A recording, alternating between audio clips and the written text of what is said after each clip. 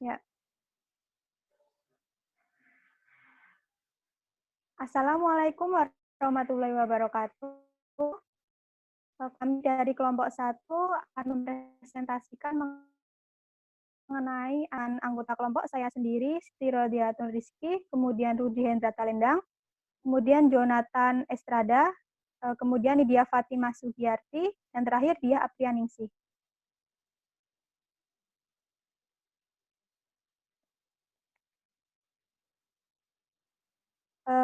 Kemudian latar belakang dari bisnis ini yaitu melihat peluang usaha yang tinggi di Yogyakarta dan semakin berkembangnya serta semakin tingginya kebutuhan masyarakat terhadap pelayanan yang berhubungan dengan kebutuhan fashion, maka kami berinisiatif untuk membuka suatu usaha fashion yang di mana produknya berdasarkan update-update nih, dan kami juga akan menyediakan layanan pemasaran untuk para konsumen atau order, sehingga konsumen bisa menikmati hasil pesanan sesuai dengan keinginan.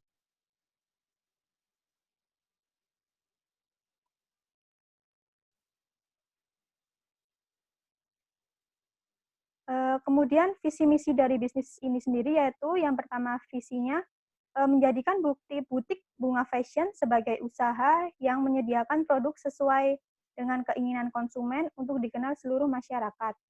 Yang kedua yaitu menghasilkan jenis-jenis pakaian fashion yang berkualitas unggul. Yang ketiga, melayani pelanggan dengan memberikan kepuasan terhadap apa yang diminta oleh pelanggan. Kemudian misi bisnisnya, yang pertama, kepuasan pelanggan adalah tujuan utama bisnis kami. Yang kedua, meningkatkan kualitas produk agar menjadi lebih baik dan tetap terjaga eksistensinya di pasar. Yang ketiga, membentuk karyawan yang jujur, tulus, dan profesional.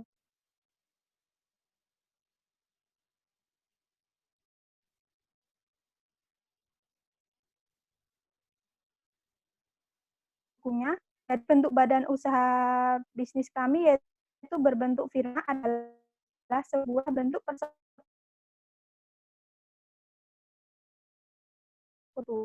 untuk menjalankan makan bersama.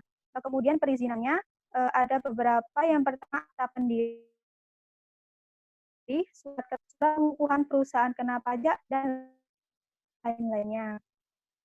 Ini ada berlima, yang pertama saya sendiri, kemudian Rudi, Jonathan, anggota pengelola bisnis minimal memiliki kartu identitas seperti KTP, NPWP, dan lain-lainnya.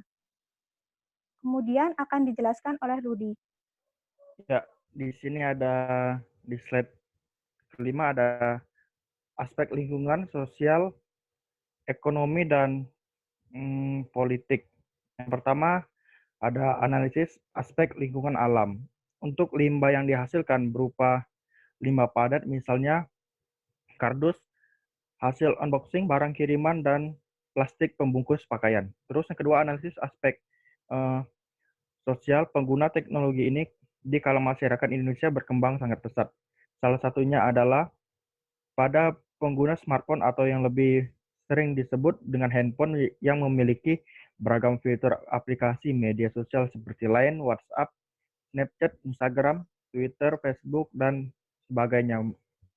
Memudahkan dalam pemasaran online. 3. Analisis aspek makro dan mikro. Aspek pasar dan pemasaran. 1. Analisis potensi pasar. Permintaan potensi pasar. Permintaan potensi pasar bisnis fashion menjadi pilihan untuk menyediakan aneka model pakaian yang bervariasi yang berkembang menjadi fashion yang terus diikuti masyarakat. Penawarannya, perkembangan pasar saat ini dan prospek penawaran pasar di masa yang akan datang. Terus yang kedua analisis persaingan, identifikasi pesaing. Yang pertama pesaing perusahaan sejenis, terus potensi masuknya pesaing baru, potensi pengembangan produk pengganti, dan tawar-menawar pemasok atau penjual. Daya tawar-menawar konsumen pembeli. Terus analisis target market share yang akan dicapai. Yang pertama, produk yang dijual, mode wanita yang dijual via online offline. Target lokasi offline di Yogyakarta dan online hampir seluruh wilayah Indonesia. Wilayah di Indonesia target demokrasi wanita dengan rentang usia 17 sampai 40 tahun. Karakter psikologi terbiasa dengan internet dan media sosial serta mengikuti perkembangan tren mode terkini. Terus analisis strategi pemasaran untuk mencapai market share. Yang pertama analisis SWOT, strike, kekuatan, weakness, kelemahan, opportunity, kesempatan, terus ada threat, ancaman. Terus strategi bersaing. Yang strategi bersaing melakukan survei pasar, bergerak mengikuti perubahan pasar, perluas wawasan agar tidak ketinggalan zaman. Terus segmenting, targeting, positioning, market mix, price, place, promotion, dan produk. Selanjutnya akan dilanjutkan dengan Jonathan. Terima kasih Rudi. Selanjutnya saya akan mempresentasikan tentang aspek teknis dan teknologi. Yang pertama adalah analisis penjadwalan proyek. Untuk bulan pertama kami akan melakukan survei lokasi dan kesiapan dokumen. Dan dilanjutkan untuk bulan kedua adalah pembelian perlengkapan dan mencari pemasok pakaian. Untuk bulan ketiga kami akan melakukan perekrutan tenaga kerja dan penataan tempat usaha. Dan untuk bulan keempat adalah melakukan promosi dan pelaksanaan usaha.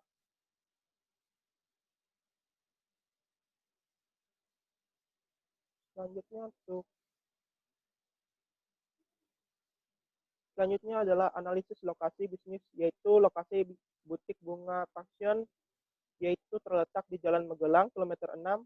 Pemilihan lokasi ini dikarenakan tempat yang strategis, dekat dengan kota, dan dekat kampus dan perkantoran, karena target pasar kami memfokuskan pada mahasiswa dan pekerja. Yang kedua adalah analisis sumber dan ketersediaan bahan baku. Untuk sumber dan bahan baku atau supplier pakaian, kami mengambil dari pembuatan industri pakaian. Selanjutnya adalah analisis persediaan bahan baku.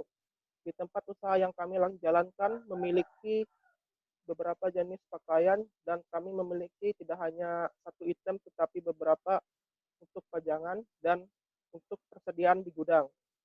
Proses produksi yaitu proses produksi yang kita lakukan itu dengan mengambil barang ke agen toko, pemilih barang-barang yang akan kita beli, lalu mempromosikannya lewat media sosial dan memajangkannya di outlet kami.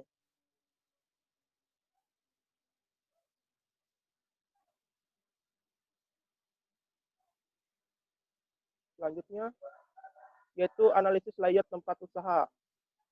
Terlihat di sini ada gudang dan ruang karyawan, yaitu ukurannya 7,5 meter, dan ada toiletnya juga, kanannya ada 7,5 meter masing-masing toilet. Dan di tengah-tengahnya ada musola, terus ada parkir area, dan kasirnya berukuran 9,25 meter. Dan untuk ruang gantinya itu ukurannya 1,5 meter.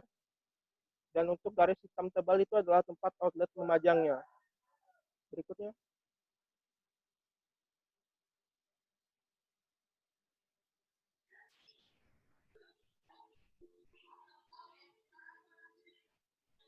Yaitunya aspek manajemen dan sumber daya manusia. Yang pertama itu untuk bagian operasional kami membutuhkan 2 orang, yaitu terdiri dari kasir dan 1 orang pramuniaga, dan satunya lagi admin. Untuk bagian keduanya admin 1.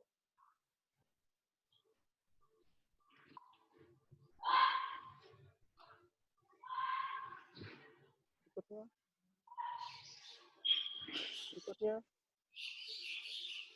untuk yang berikutnya adalah analisis rencana struktur organisasi. Yang pertama yaitu untuk direkturnya saya sendiri Jonathan Strada, untuk pemasarannya Rudi Hendrata Lendang, dan untuk manajemen operasinya ada Siti Rodiatur, dan ketiga manajemen keuangannya Diah Aprianisi, dan untuk manajemen personalia yaitu Nidia Fatma. Selanjutnya akan dijelaskan oleh Nadia Fatma.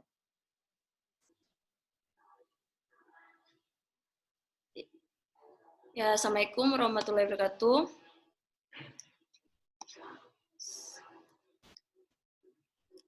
Selanjutnya saya akan menjelaskan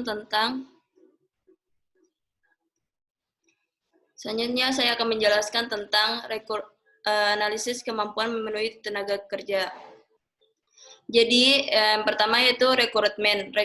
Rekrutmen adalah proses menarik atau screening dan memilih orang yang memenuhi syarat pekerjaan. Rekrutmen kepada calon karyawan yaitu yang sudah sesuai dengan ketentuan pada job spesifikasi. Yang kedua yaitu seleksi. Seleksi itu ada penerimaan surat lamaran, seleksi berkas, wawancara seleksi, keputusan atas lamaran, dan yang ketiga pelatihan dan pengembangan tenaga kerja. Tenaga kerja itu ada 3, job enlargement, job enrichment, dan job rotation. Yang keempat tuh penilaian kinerja. Itu pertama tuh ketepatan waktu, yang kedua kualitas pekerjaan, ketiga kecepatan dalam menyelesaikan pekerjaan, yang ketiga kerja sama tim, yang kelima komunikasi antar karyawan, yang kelima itu ada kompensasi, yaitu untuk gaji yang kami berikan yaitu 1.200.000 dan kami juga memberikan tunjangan seperti tunjangan hari raya berupa makanan dan uang.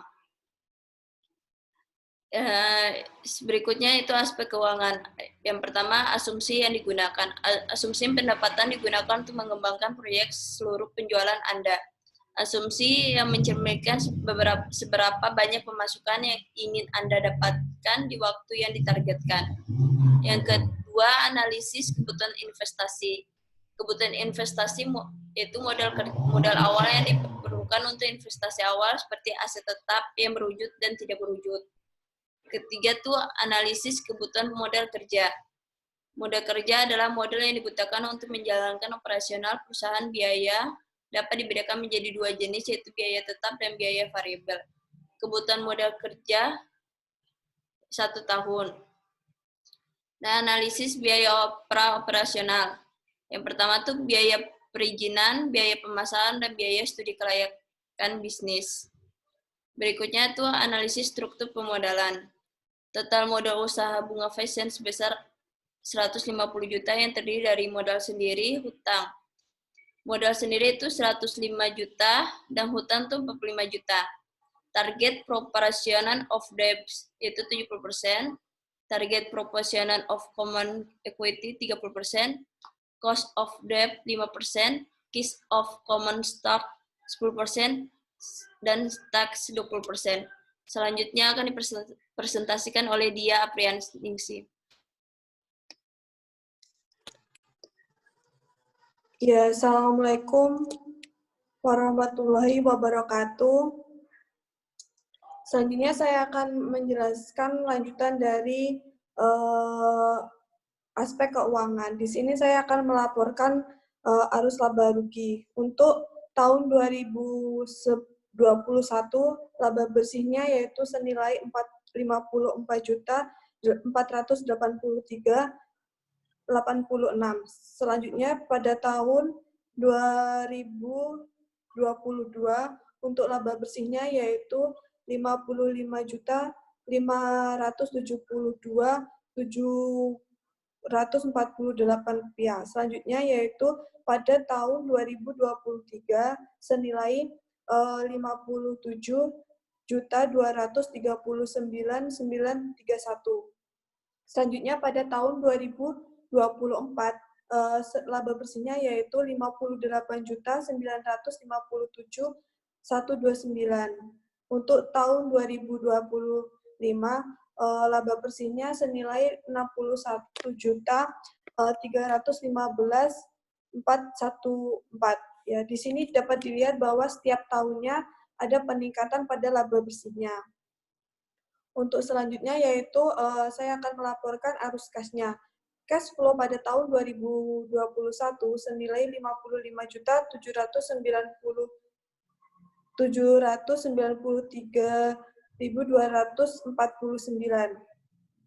Lalu pada tahun 2022 cash flow-nya itu sebesar 56.900 114.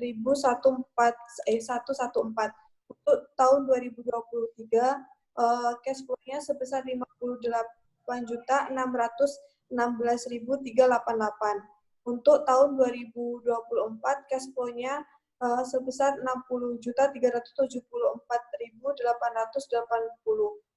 Untuk tahun 2025, cash flow-nya sebesar 62.796.875. Dan di laporan arus kas ini juga dapat dilihat bahwa setiap tahunnya mengalami peningkatan pada cash flow-nya. Selanjutnya saya akan membahas tentang PI-nya. Untuk rumus PI yaitu arus kas dibagi investasi. Pada arus kas ini usaha kami ketemu 55.293.249 dibagi dengan investasinya yang sebesar 32.475.000 dan PI-nya ketemu 1,7. Di sini dapat disimpulkan bahwa dengan nilai PI 1,7 yang bernilai positif dengan kriteria PI yang awalnya PI lebih dari 1, maka perusahaan kami itu layak untuk dijalankan karena nilai PI-nya lebih dari 1. Selanjutnya saya akan menjelaskan mengenai kesimpulan. Untuk mendirikan usaha ini, kita dapat melihat bahwa ada beberapa aspek yang sangat penting untuk dijalankan, yaitu mulai dari konsep bisnis, aspek hukum, dan aspek lingkungan, sosial, ekonomi, dan politik, lalu aspek pasar dan pemasaran, lalu aspek teknis dan teknologi, lalu ada aspek manajemen dan sumber daya manusianya, dan aspek keuangannya. Dan pada usaha yang kami jalankan ini, nilai dari aspek keuangan terdapat profit yang positif, dengan nilai PI-nya itu lebih besar dari batas profit. Maka usaha butik kami ini layak dijalankan dengan PI lebih dari 1. Dan maka pada butik kami ini nilai PI-nya lebih besar, yaitu senilai 1,7. Maka butik kami ini layak untuk dijalankan. Untuk rekomendasi dari usaha kami ini, ada rekomendasi, yaitu ada rekomendasi waktu, tempat, dan investasi. Untuk rekomendasi waktunya dapat dilaksanakan kapan saja, akan tetapi kita harus bisa melihat peluang yang lebih, seperti di hari Lebaran, di mana banyak masyarakat itu yang mencari baju pada saat hari raya tersebut. Lalu rekomendasi tempat kita dapat diprioritaskan dengan keramaian, lalu rekomendasi investasinya itu sangat dianjurkan karena prospek di usaha kami ini sangat bagus dan terpercaya. Sekian presentasi dari kami, ada kurang lebihnya kami mohon maaf. Wassalamualaikum.